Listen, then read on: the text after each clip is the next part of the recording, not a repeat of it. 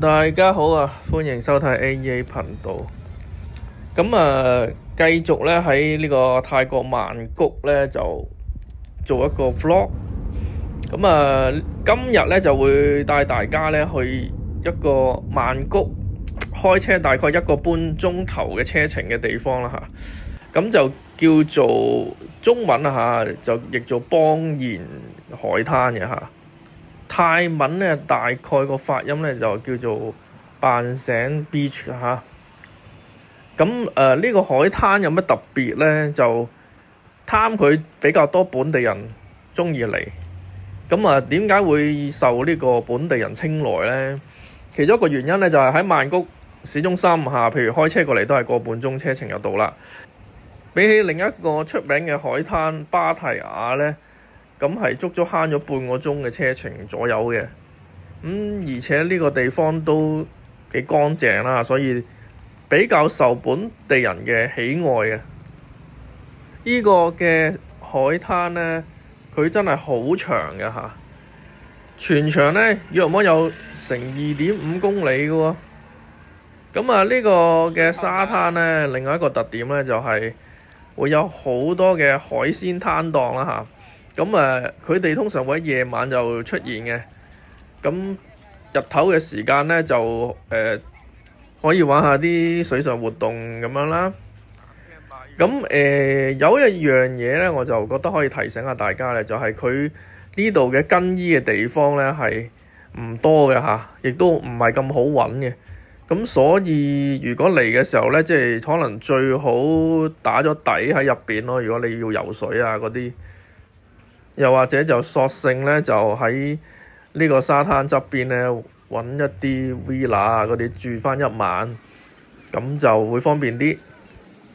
當然附近仲有好多嘅酒店可以選擇啦。我就試下啲海水啊，都幾舒服嘅嚇。呢個天氣嚟咧，影真唔錯啊，又唔會話太熱啦。係啦，我眼見真係比較多泰國本地人嘅，遊客係唔多嘅。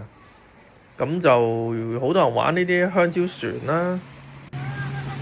呢個位咧就可以適合大家打下卡嘅嚇。轉頭我都會行出去影翻幾張相留下念啦。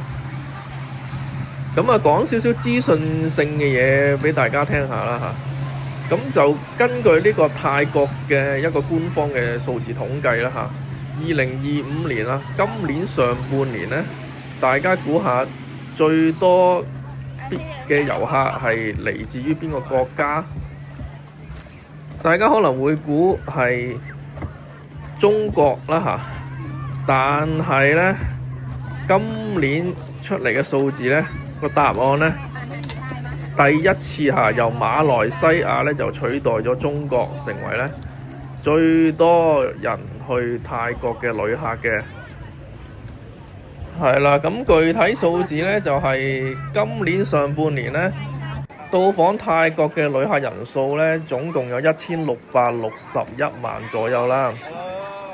中國嘅遊客咧就佔咗225萬嘅。而排第一嘅馬來西亞咧就係有229萬嘅，係多出4萬人左右咁樣啦。而排名第3嘅咧就係嚟自於印度嘅旅客啊，有117萬嘅。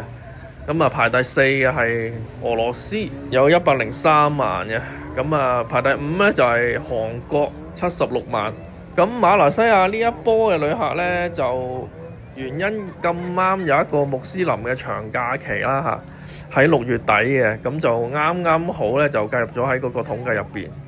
或者係呢個原因啦，就令到咧馬來西亞嘅旅客咧第一次係超越中國嘅旅客，成為咗泰國最主要嘅旅客群體。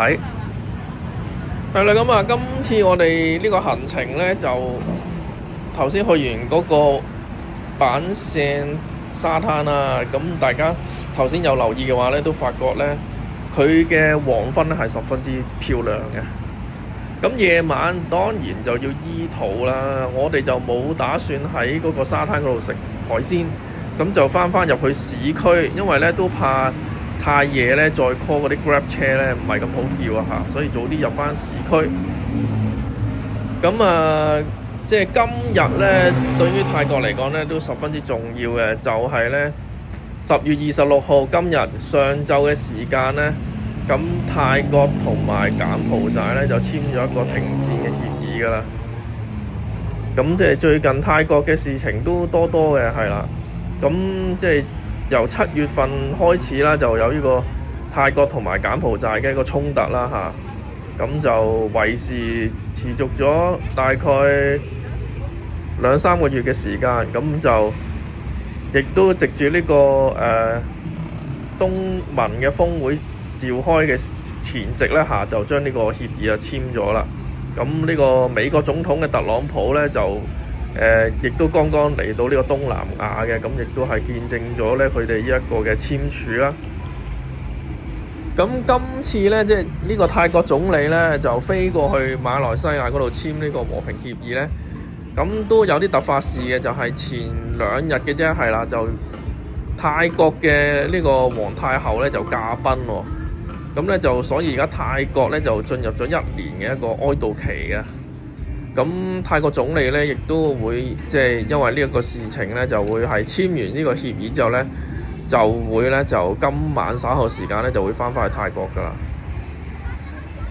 即係睇嚟呢個馬來西亞同泰國咧嗰個關係咧，即係會變得越嚟越多交往嚇。即係作為一名普通市民咁，即係最希望就可以即係周圍去下旅行啦，世界和平啊咁啦，多啲享受下呢啲美食啦。大家睇下個畫面，真係見到咧都流晒口水係嘛？即係泰國今年係事情真係好多嚇。如果大家記得咧，仲發生過地震添嘅泰國。咁即係有啲朋友如果喺泰國生活或者佢買咗樓咧嗰啲啦嚇，咁就都即係可能個牆啊嗰啲都會裂裂地都唔出奇嘅，係啊。咁就不過呢啲真係叫做唔知幾多年一遇啦，所以都但願唔會再有呢啲咁事件發生啦。